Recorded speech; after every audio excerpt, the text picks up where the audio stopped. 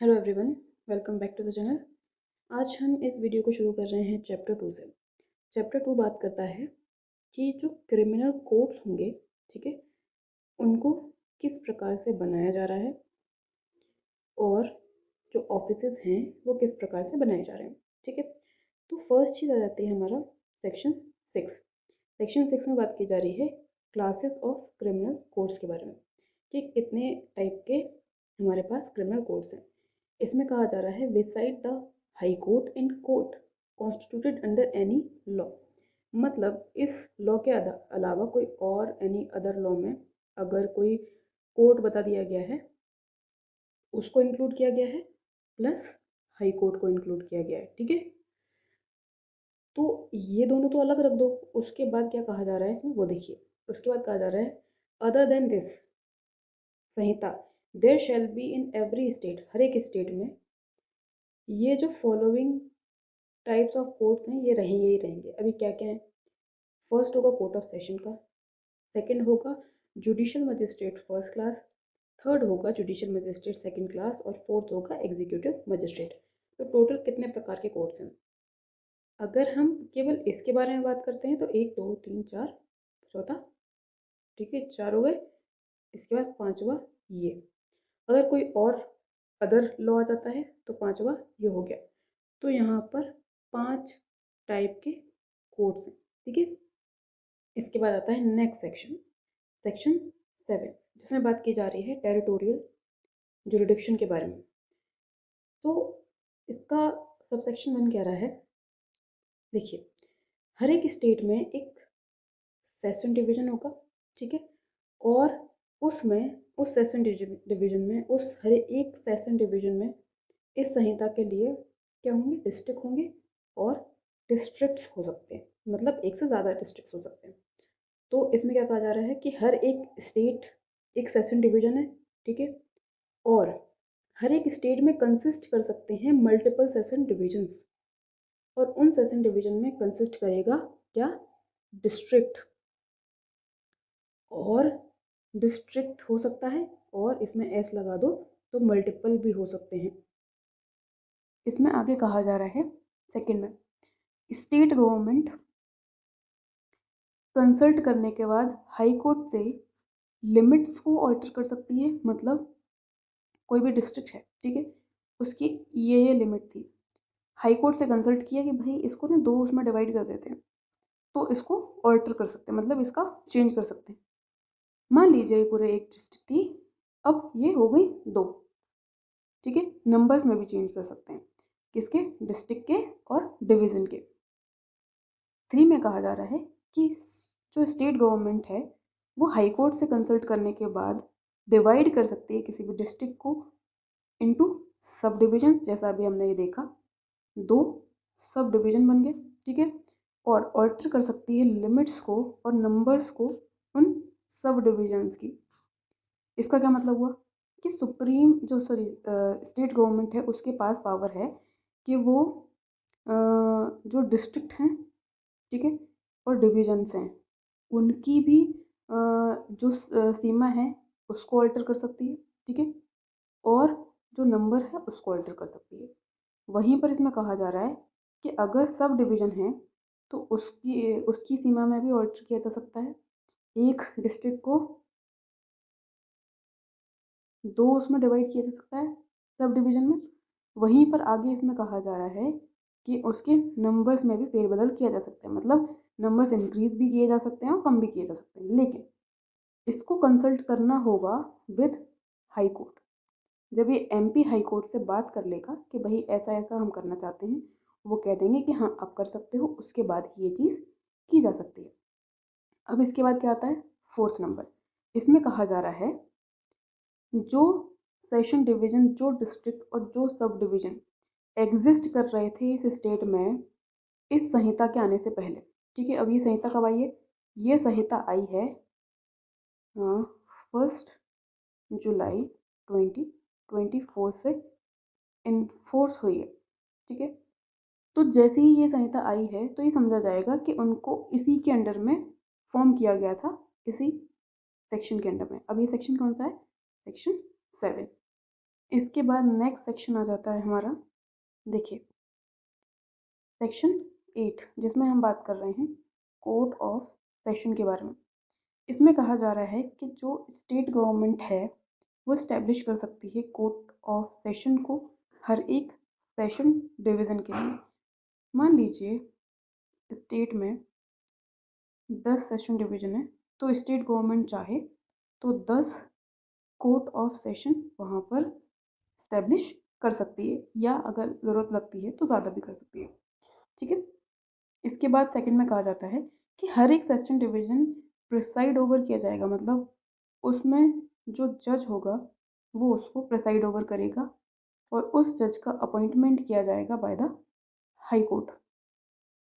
Last में इसमें क्या कहा जा रहा है, हाई कोर्ट अपॉइंट करेगा एडिशनल सेशन जजेस को भी, जो वहाँ पर ज्यूरिडिक्शन एक्सरसाइज करेंगे कोर्ट ऑफ सेशन में। पहले असिस्टेंट सेशन जजेस भी होते थे लेकिन अब नहीं है।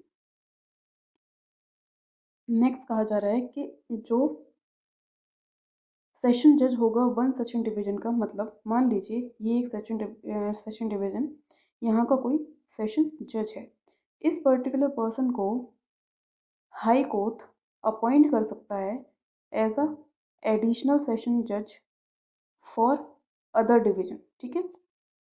और उस केस में वो वहाँ पर बैठ सकता है केसेस के डिस्पोजल के लिए। एक सेकेंड, जिस प्लेस पर या जिस प्लेसेस पर हाई कोर्ट वहाँ पर डायरेक्ट कर देगा, ठीक है।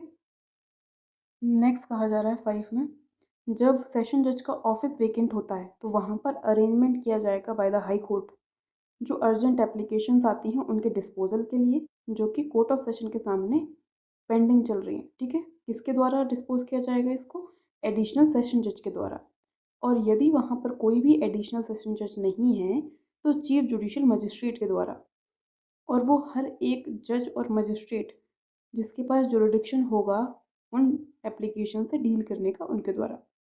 इसके बाद आता है ये 6, इसमें कहा जा रहा है जो कोर्ट ऑफ सेशन है वो अपनी सिटिंग ऐसी जगह पर होल्ड करेगा, ऐसी जगहों पर होल्ड कर सकता है जहाँ पर हाई कोर्ट ने उसको इन नोटिफिकेशन स्पेसिफाई किया है, ठीक है। लेकिन एक किसी पर्टिकुलर केस में उसका ओपिनियन है कि जनरल कन्वीनियंस के लिए और जनरल कन्वीनियंस ऑफ पार्टीज और विटनेसेस के लिए उसको ऐसी जगह पर अपनी सिटिंग होल्ड करनी चाहिए उस सेशन डिवीजन में जो कि नोटिफिकेशन वाली जगह से अलग है। तो वहाँ पर पहले वो कंसेंट लेगा प्रोसिक्यूशन की एंड अक्यूज्ड की, ठीक है। और उस जगह पर अपनी सिटिंग दे सकता है जहाँ पर वो सही समझ रहा है, ठीक है। और डिस्पोज कर सकता है उस केस को और एग्जामिन कर सकता है उन विटनेस को और विटनेसेस को। सेशन जज टाइम टू टाइम ऑर्डर बना करके डिस्ट्रीब्यूट करता रहेगा बिजनेसेस को अमंग एडिशनल सेशन जज कि भाई कौन व्यक्ति क्या काम करेगा। तो डिस्ट्रीब्यूशन ऑफ बिजनेस किसके द्वारा होगा, सेशन जज के द्वारा। और यदि वो अपसेंट है तो और या तो फिर अपसेंट है या फिर इन अवेलेबल है या फिर वो उसकी जो अवेलेबिलिटी है वहाँ पर नहीं हो पा रही है किसी भी केस को डील करने की, तो वो वहाँ पर उसके लिए ही प्रोविज़न भी बना सकता है कि जो एडिशनल सेशन जज है वहाँ पर उसके ब्याह पर जो केसेस हैं, जो अर्जेंट एप्लीकेशन वाले केसेस हैं, उनको वो डील कर सके। तो इसमें किस किस को पावर है, हाई कोर्ट भी कर सकता है, ठीक है, और सेशन जज खुद भी कर सकता है। सेम टू सेम यहाँ पर भी है कि अगर कोई भी सेशन जज वहाँ पर नहीं है अवेलेबल तो चीफ जुडिशियल मजिस्ट्रेट के पास जाएगी वो केसेस और चीफ जुडिशियल मजिस्ट्रेट उनको डील करेगा। और वो जो जज होंगे मजिस्ट्रेट होंगे समझा जाएगा कि उनके पास जुरिडिक्शन है उस एप्लीकेशन से डील करने का। इसके बाद आता है एक्सप्लेनेशन। एक्सप्लेनेशन में क्या कहा जा रहा है, देखिए इस संहिता में जब हम अपॉइंटमेंट के बारे में बात कर रहे हैं इसका मतलब ये नहीं है कि फर्स्ट अपॉइंटमेंट के बारे में बात कर रहे हैं, ठीक है, या फिर फर्स्ट पोस्टिंग या फिर प्रमोशन के बारे में बात कर रहे हैं जो कि यूनियन से रिलेटेड या फिर स्टेट्स के अफेयर से रिलेटेड कोई पोस्ट है या सर्विस है। इसके बाद आती है नेक्स्ट सेक्शन, सेक्शन 9, जिसमें हम कोर्ट ऑफ जुडिशियल मजिस्ट्रेट को देख रहे हैं। इसका फर्स्ट सबसेक्शन कहता है कि हर एक डिस्ट्रिक्ट में इस्टेब्लिश किए जाएंगे court of judicial magistrate of first class and second class, ठीक है। और स्टेट गवर्नमेंट जब इनको इस्टेब्लिश कर रहा है उसके पहले वो कंसल्ट करेगा किससे, हाई कोर्ट से, और नोटिफिकेशन में निकाल करके जितने उनको लगते हैं उतने कोर्ट वो वहाँ पर स्टैब्लिश कर सकते हैं। तो यहाँ पर प्राइम अथॉरिटी क्या होगी, स्टेट गवर्नमेंट, लेकिन कंसल्ट कर रही है हाई कोर्ट से।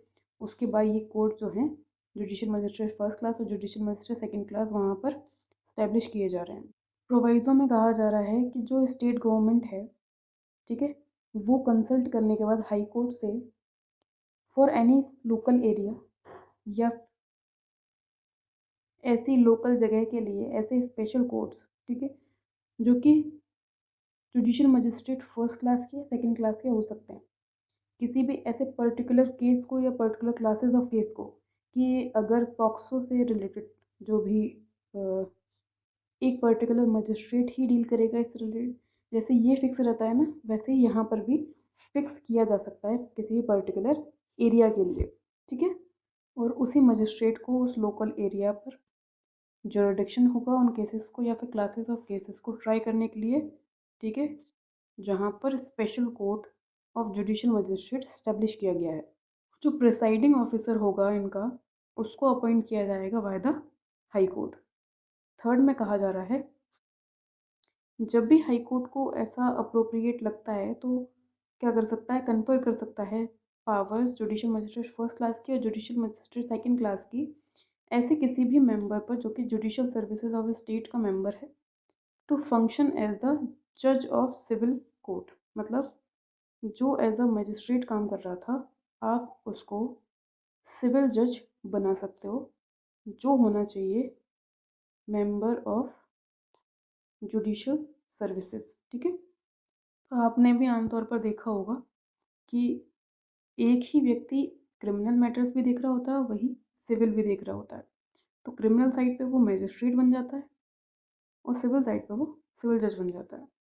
नेक्स्ट सेक्शन आता है सेक्शन 10, जिसमें हम बात कर रहे हैं chief judicial magistrate and additional chief judicial magistrate etc के बारे में, ठीक है। फर्स्ट सबसेक्शन कहता है कि हर एक डिस्ट्रिक्ट में जो हाई कोर्ट होगा वो अपॉइंट करेगा judicial magistrate of first class को as a chief judicial magistrate. तो देखो, जुडिशियल मजिस्ट्रेट फर्स्ट क्लास बहुत सारे हैं, अब इनमें से एक व्यक्ति को चीफ जुडिशियल मजिस्ट्रेट बना दिया जाएगा, ठीक है, जो मे बी हायर रैंक पर होगा, ठीक है, जिसका रिकॉर्ड बहुत अच्छा रहा होगा, उस एक व्यक्ति को यहाँ पर वो बना दिया जाता है। इसके बाद सेकंड में कहा जा रहा है कि हाई कोर्ट अपॉइंट कर सकता है जुडिशियल मजिस्ट्रेट फर्स्ट क्लास को as a additional judicial magistrate, sorry chief judicial magistrate, ठीक है। तो जहाँ पर हम सीजेएम की बात कर रहे थे, वहीं पर हाई कोर्ट के पास और पावर है कि वो एडिशनल सीजेएम बना सकते हैं, और उस मजिस्ट्रेट के पास वो सारी पावर्स होंगी जो कि चीफ जुडिशियल मजिस्ट्रेट के पास होती हैं इस संहिता के अंडर में या फिर किसी अदर लॉ के अंडर में। इसके बाद थर्ड में कहा जा रहा है हाई कोर्ट डेजिग्नेट कर सकता है किसी भी जेएमएफसी को किसी भी सब डिवीजन में as a sub divisional judicial magistrate, ठीक है, और रिलीव कर सकता है उसे उन रिस्पॉन्सिबिलिटी से जहाँ पर उसने अपॉइंट किया था, वहीं पर वो उसको हटा भी सकता है। इसके बाद आता है फोर्थ, जनरल कंट्रोल रहेगा सीजीएम का, ठीक है, हर एक सब डिविजनल जुडिशियल मजिस्ट्रेट के ऊपर, और वो एक्सरसाइज करेगा अपने पावर्स को, जैसे कि सुपरविजन की power, control over the work of judicial magistrate की पावर, जो वो कर सकता है, लेकिन वो ये पावर एक्सरसाइज नहीं कर सकता एडिशनल चीफ जुडिशियल मजिस्ट्रेट के द्वारा के ऊपर। इसके बाद आ जाता है नेक्स्ट सेक्शन हमारा सेक्शन 11, जिसमें हम बात कर रहे हैं स्पेशल जुडिशियल मजिस्ट्रेट के बारे में। तो इसमें भी अथॉरिटी है हाई कोर्ट की। हाई कोर्ट जब रिक्वेस्ट किया जाता है सेंटर से या फिर स्टेट गवर्नमेंट से ये चीज़ करने के लिए, तो किसी भी ऐसे व्यक्ति के ऊपर जो कि होल्ड कर रहा है पोस्ट या फिर जिसने पोस्ट होल्ड करी है अंडर द गवर्नमेंट, जहाँ पर ऑल और any of the power confer करी जाती हैं on the judicial magistrate of first class और second class in respect of particular case. तो एक पर्टिकुलर केस रिलेटेड अगर जो भी या क्लासेस ऑफ केस से रिलेटेड जो भी पावर्स हैं वो कन्फर करी जाती हैं, तो वहाँ पर जब सेंट्रल गवर्नमेंट या फिर स्टेट गवर्नमेंट रिक्वेस्ट करे तो हाई कोर्ट वहाँ पर ऐसे व्यक्ति के ऊपर कन्फर कर सकता है इन पावर्स को। ऐसी कोई भी पावर्स उस व्यक्ति के ऊपर कन्फर्म नहीं करी जाएगी जिसके पास क्वालिफिकेशन या फिर एक्सपीरियंस नहीं है लीगल अफेयर्स में, ठीक है, जिसे हम as a special judicial magistrate बोल रहे हैं। उसे मैक्सिमम 1 साल के लिए अपॉइंट किया जा सकता है एट अ टाइम, ठीक है, और जनरल और स्पेशल ऑर्डर के द्वारा डायरेक्ट करके उसको अपॉइंट किया जा सकता है। नेक्स्ट सेक्शन है सेक्शन 12, जिसमें हम बात कर रहे हैं लोकल जुरिडिक्शन की, local jurisdiction of judicial magistrate. So इसमें बात होती है, देखिए फर्स्ट सबसेक्शन कह रहा है जनरल कंट्रोल रहेगा हाई कोर्ट का, लेकिन सीजेएम टाइम टाइम पर जिस भी लोकल लिमिट में मजिस्ट्रेट को अपॉइंट किया गया है अंडर सेक्शन 9 और 11, तो उनको क्या पावर्स एक्सरसाइज करनी है, ठीक है, और उनकी क्या रिस्पॉन्सिबिलिटीज़ होंगी, उन सभी चीज़ों के बारे में कौन बताएगा, सीजेएम, ठीक है। लेकिन जनरल कंट्रोल किसका होगा, हाई कोर्ट का। इसके बाद प्रोवाइजो में कहा जा रहा है कि जो हम स्पेशल जुडिशियल मजिस्ट्रेट के बारे में बात कर रहे हैं वो कहीं पर भी अपनी सिटिंग कर सकता है with in the local area जहाँ पर वो स्टैब्लिश किया गया है। इसके बाद आता है सेकंड, जब तक अलग से प्रोवाइड ना कर दिया जाए जुरिडिक्शन और जो पावर होंगी उस हर एक मजिस्ट्रेट की, वो उस पूरे डिस्ट्रिक्ट पर थ्रू आउट एक्सटेंड करेंगे, ठीक है। इसके बाद आता है थर्ड, जिसमें कहा जा रहा है जो अंडर सेक्शन 9 और 11 के अंडर में जिन मजिस्ट्रेट को अपॉइंट किया जा रहा है उनका जो लोकल जुरिडिक्शन होगा वो एक्सटेंड करेगा उस पूरे डिस्ट्रिक्ट पर और बियॉन्ड उस एरिया पर जहाँ पर ऑर्डिनरीली वो जो कोर्ट है वो होल्ड करता था, जब तक कि अदरवाइज कोई कॉन्टेक्स्ट वहाँ पर नहीं दिया जा रहा है तब तक यही लोकल जुरिडिक्शन रहेगा। इसके बाद नेक्स्ट हमारा आ जाता है सेक्शन 13, जिसमें हम बात कर रहे हैं सबऑर्डिनेशन ऑफ जुडिशियल मजिस्ट्रेट के बारे में, ठीक है। तो हर एक सीजेएम सबऑर्डिनेट होगा सेशन जज के, और एवरी अदर जुडिशियल मजिस्ट्रेट जिसके ऊपर जनरल कंट्रोल होगा सेशन जज का और सबऑर्डिनेट होगा वो सीजेएम का, ठीक है।